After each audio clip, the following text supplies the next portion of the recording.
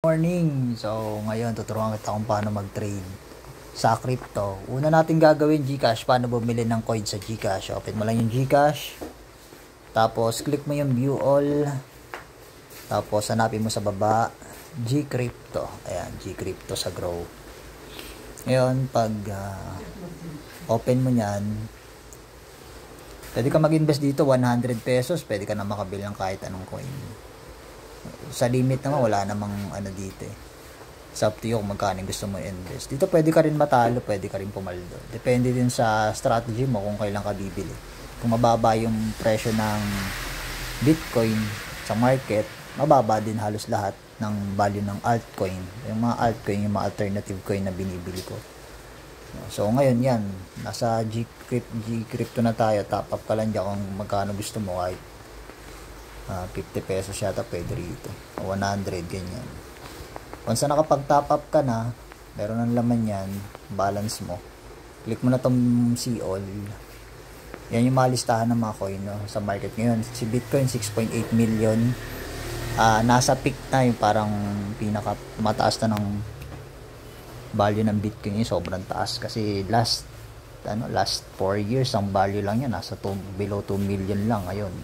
Diba? Kung nakabili ka ng Bitcoin last 4 years, ngayon ang value na ng pera mo almost times 2 times 3 na. So ganun naglalaro yung market, ganun. Parang bibili mo siya sa mababa, bebenta mo siya sa mataas na presyo.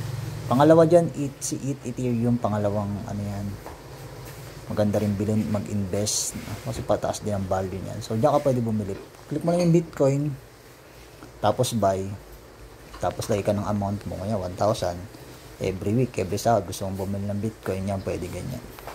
Yung mga percentage din yan kung magkano. Okay, ngayon 1,000 halimbawa gusto mag-invest, kung makuha mong value ng Bitcoin ito 0.001454480, yun lang yung makukuha mo, parang ano lang, cents lang ng value kasi nga napakataas nga ng value ng Bitcoin, 6.8, kasi invest mo 1,000. So ganun lang. Kung nabili mo siya, tatandaan mo lang, igagawa ka ng notes na nabili mo yung Bitcoin sa ganitong price, 6.8 million. Ngayon, pag pumalo si Bitcoin na 7 million, 8 million, 9 million, tumutubo na yung pera mo. Kasi binili mo nga siya ng mababa, tapos pwede mo ibenta ng mahal. Ngayon, pag nakabili ka na dyan, pwede mo na ma-sell yan, kiklik mo yung sell, pag may Bitcoin ka na, tapos sell mo lang, no? So, ganun lang naglalaro yung sa Gcash. So, maraming coins dyan na pwede mong bilhin na mura lang. Kagaya nito ni Cardano, mura pa yan ngayon, pwede mong bilhin yan, no? Limit order, ano ba ito? Hindi ako masyadong familiar dito sa limit order na ito. Huwag mo napansinin yan, market order ka lang lagi. Pwede ka bumili dyan ba 1,000, invest ka 1,000 kay Cardano, screenshot mo, halagang 47.52 nabili mo. Pag tumaas si Cardano ng 50 pesos, 55 pesos, 60 pesos, tubo na yung pera mo.